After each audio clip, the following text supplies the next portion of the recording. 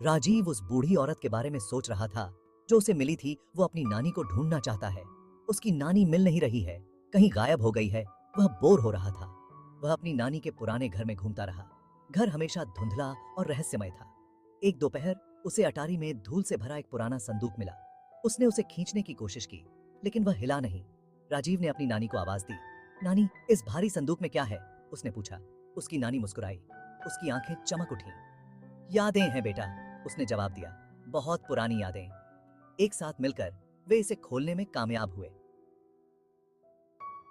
अंदर पीले कपड़ों और फीके पड़ चुके तस्वीरों के बीच चमड़े की जिल्द वाली एक डायरी रखी थी।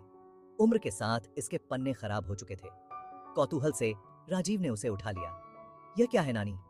उसने पूछा। उसकी उंगलियां घिसे हुए कवर पर घूम रही थीं। उसकी नानी की मुस्कान फीकी पड़ गई। उसके चेहरे पर एक अजीब सी शिकन आ गई। यह राजीव, उसने धीरे से कहा, मेरी डायरी है, लेकिन कुछ कहानियों को अनकहा ही छोड़ देना बेहतर होता है। अपनी नानी की चेतावनी के बावजूद राजीव डायरी की ओर खिंच गया। वह इसे लेकर अपने कमरे में चुपके से चला गया। डायरी उसकी नानी की साफ सुथरी लिखावट से भरी थी।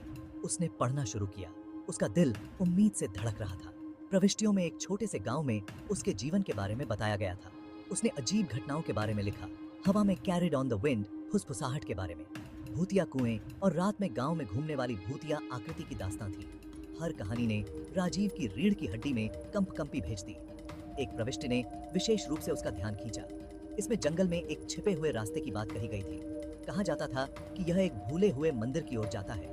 डायरी के अनुसार मंदिर में एक रहस्य छिपा था, एक ऐसा रहस्य जो पीढ़ियों से खो गया था। राजीव मोहित हो गया था। उसे और जानना था।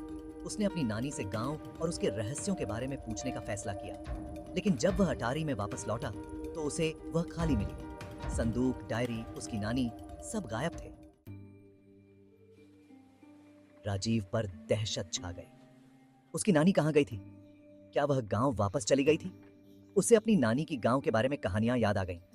इसे शांतिपुर कहा जाता था, लेकिन ग्रामीण इसे खूनी गांव कहते थे, सायों का गांव।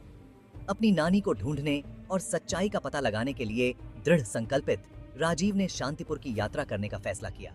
उसे याद आया कि उसकी नानी अक्सर गांव का नाम लेती थी। वह उसे वहां अपने बचपन की कहानियां सुनाती थी। वह भागी, खुद को एक खस्ताहाल बस में पाया जो भारत के भीतरी इलाकों में जाती जा रही थी। यात्रा लंबी और कठिन थी। जैसे जैसे वह गांव के पास पहुंचा, हवा एक भयानक चुप्पी के साथ भारी होती गई। धूल भरे चौराहे पर बस अचानक रुक गई। राजीव बस से उतरा। उसका दिल उसके सीने में धड़क रहा था। केवल पत्तों की सरसराहट और कौवों के दूर से कांव कांव की आवाज आ रही थी। वह गांव के किनारे पर खड़ा था। उसके ऊपर पूर्वाभास की भावना छाई हुई थी। गांव सुनसान था। घर खाली पड़े थे। उनकी खिड़कियां बंद थीं। गलियां खरपतवार से ऊपर तक ढकी हुई थीं। मानो शांतिपुर में समय ठहर गया हो। राजीव की रीढ़ की हड्डी में ठंडक दौड़ गई। वह सुनसान गलियों में भटकता रहा। उसके कदम भयानक सन्नाटे में गूंज रहे थे। उसने जीवन के किसी भी संकेत, किसी भी सुराग की तलाश की जो उसे उसकी नानी तक ले जाए। उसने वह कुआं देखा जिसके बारे में उसकी नानी ने लिखा था। अचानक उसने एक आवाज सुनी। यह धुंधली थी, लगभग एक फुसफुसाहट। उसने मुड़कर देखा। उसका दिल उसकी छाती में जोरों से धड़क रहा था। उसके पीछे एक बूढ़ी औरत खड़ी थी। उसकी आंखें डर और उत्सुकता के मिश्रण से भरी हुई थीं। तुम कौन हो? उसने पूछा। उसकी आवाज कांप रही थी। आपको शांतिपुर क्या लेकर आया है? राजीव एक पल के लिए झिझका। फिर उसने उसे अपनी नानी, डायरी और जवाबों की तलाश के बारे में बताया।